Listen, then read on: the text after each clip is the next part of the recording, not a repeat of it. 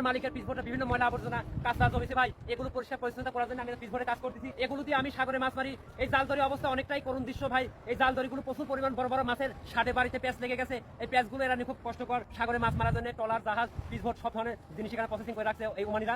এখান থেকেই ভাই বিভিন্ন জায়গায় আমরা সাগরে মাছ মারতে যাই। আপনারা একটু লাইক, কমেন্ট, শেয়ার দিয়ে পাশে থাকবেন এবং আমার পরিবারের কাছে ভিডিওটা পৌঁছে দেওয়ার ব্যবস্থা করবেন, যেন দেখতে পাবে তার আপনজন প্রবাসীরা কতটা কষ্ট করে। এই একজন ওমান প্রবাসী সাগরে মাছ মারা অনেক কষ্টকর ভাই। এই ওমানে যে সাগরগুলো দেখতে পাচ্ছেন, এই সাগরে মাছ মারার একটা শিকার করার যন্ত্র, এগুলো সম্পূর্ণ গুণা তার দিয়ে লোয়ার অ্যাঙ্গেল দিয়ে প্রসেসিং করে বানানো হয়েছে। মাছের খাবারগুলো আধা মিটার এর মধ্যে রেখে দিই, দেওয়ার পরে আমরা সমুদ্রের সাগরের মধ্যে রেখে চলে আসে। পরদিন সকালে হয়তো 200টা 300টা এমন ধরনের খাসি পানির নিচে রাখার পরে দেখা যাচ্ছে যে 100 খাসি, 50, 60, 70, 80 খাসি মাছ প্রচুর পরিমাণে ভরপুর ভাই।